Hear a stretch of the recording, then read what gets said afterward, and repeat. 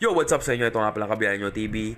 Sa mga gusto nga pala magpa-back to zero dyan, PM nyo lang ako sa page, PM nyo lang ako sa Facebook, sa mga nakakilala sa akin. Dito lang yan sa Balikatan, Lontok Road. Yan. Mga kapwa natin TNBS dyan o kaya sa mga tao na merong mga sasakyan dyan, huwag nyo mag-atubili, mag-PM lang kayo. Murang-mura lang to, pang-tropa lang to, pang-masa lang to para makatulong lang naman ako sa inyo, makapag-back to zero kayo ng hindi na mamahalan. Yan. Pare-parehas lang naman yan. Yung back to zero na yan, cleanliness, magiging amoy kasa na yan.